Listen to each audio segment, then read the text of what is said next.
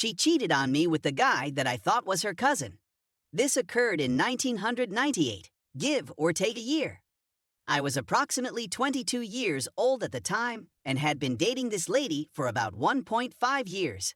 I was smitten by her because she was stunningly beautiful, intelligent, and humorous. She was just a year my junior, but she still lived with her father, who was quite strict. Even though she was 21, he imposed a slew of restrictions on her, including curfews. Surprisingly, he assumed she was a virgin, despite the fact that I wasn't even her first. When he realized we were having, he informed her she couldn't see me anymore. We continued to date, but it was increasingly difficult since she was always sneaking about. She'd often use her cousin as a pretext to get to me, but she regularly stopped at his house for a long to have a cover story. She said that they had been close since they were children, so this was natural. I eventually discovered that her cousin was not, in fact, her cousin. He was her father's closest friend's son, but according to her, she always called him cousin and thought of him as a cousin. I began to notice more and more things that appeared out of the ordinary, and I became really suspicious. She informed me one day that she was going to have lunch at a specific place and would then come over. Soon later, I received a message on my pager instructing me to meet at Red Lobster at 12 p.m. Then I received another message informing me that the communication was intended for her father. I dashed over to the restaurant, located her vehicle, and parked a long distance back. Another vehicle arrives, her relative gets out, and they embrace and kiss before heading inside. I returned home to wallow in my pity. I canceled our date on that day, but I didn't notify her. I quickly devised my terrible scheme. I must inform you of any event that occurred earlier in our connection. When she was getting ready one day, I took a Polaroid of her buttocks. It was just a close-up of her buttocks, and there was no way to identify her from the image. I didn't believe she'd give a D. She became enraged. I'd never seen her that enraged before. She was prepared to battle for that photograph, but I made every attempt to keep it away from her. She tried to tear it, but she couldn't. I told her to give it to me and I'd chop it up. She takes out a pen and begins marking it, then finds scissors and cuts it up. I set fire to the remnants in front of her. She remained enraged for some time and lectured me on how she did not want any naked images of herself to ever exist. I can't express how much she despised the notion of anybody possessing nudes of her. She was astounded. She didn't speak to me for almost a week, and we were on the verge of breaking up. But she eventually accepted that I didn't believe it would have affected her, and that I would never attempt it again. Now let's go on.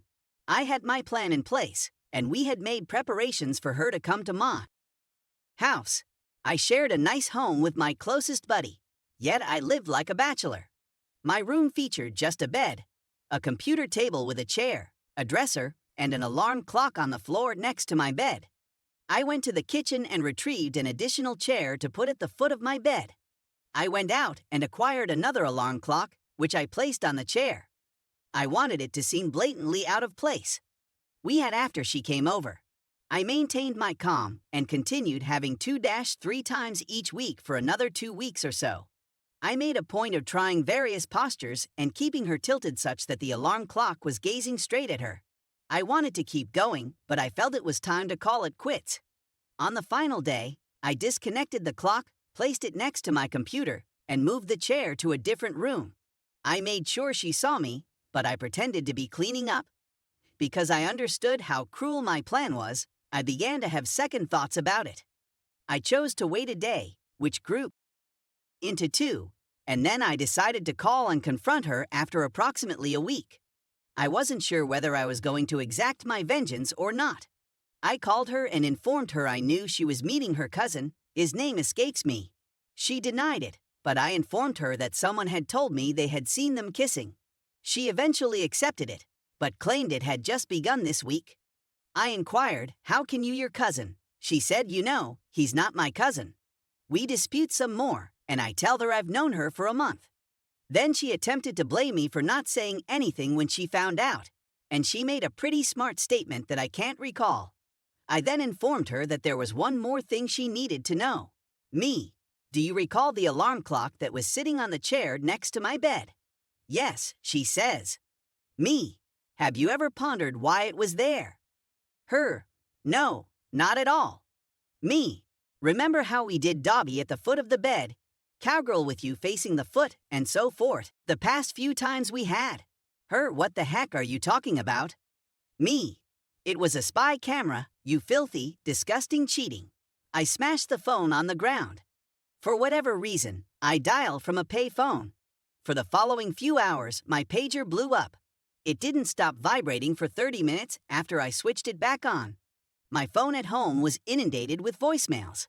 Her texts began with screams and tears, then threats, then pleading, then proposing bribes, and then she would repeat the pattern. She returned to my home the following day and pounded on the door for at least an hour, but I didn't respond. Even though the frequency had dropped significantly, the calls and texts continued to come in for weeks. She also came to my house a couple more times, but I never opened the door and was occasionally not there. I eventually answered the phone, but when she asked for the recordings, I told her I had no idea what she was talking about. I listened to her beg, scream, and plead and finally chimed in with, "I'm not sure what cassettes you're talking about." I hung up the phone and never talked to her again. The phone calls and texts gradually ceased, and I went about my business. There was never a concealed camera, although she is unaware of this to this day. It was simply an old radio alarm clock that looked clunky enough to pass for a spy camera if you weren't looking. I came to regret it since it must have tormented her for a long time, but it just took me approximately 6 months to recover from my shattered heart. Story 2. Wife cheated 6 years ago. We stayed together recently. I have started thinking about it again. I have a really typical tale about cheating. Have you watched Netflix's Life? Yes, it is my life narrative with a few changes here and there. Despite being a postgraduate in economics, I was the person who was married to his profession and ignored my wife, who had opted to become a stay-at-home mother for our girls, 12 and 8. You'd think I'd struck gold by marrying this stunningly beautiful and well-educated lady. But, as you can understand from my narrative, I didn't cherish her or even our home life, and instead focused on my career. So, when our youngest was 2 years old and my wife was suffering from untreated PPD, she met her ex. They began communicating on Facebook, which has become a widely recognized cause of divorce throughout the globe. It was a 4-month emotional affair followed by 2 in-person meetings. I was seeing a shift in her demeanor, but I put it up to being a psalm to 2 very small and lively children. It bothered me, and I eventually asked her whether we were all right. I'm not sure whether it was her remorse or my pitiful expression when I asked, probably a combo of the two, but she gave a complete confession. We spoke a lot throughout the night, and it was nearly dawn before we agreed not to divorce and to work on our marriage.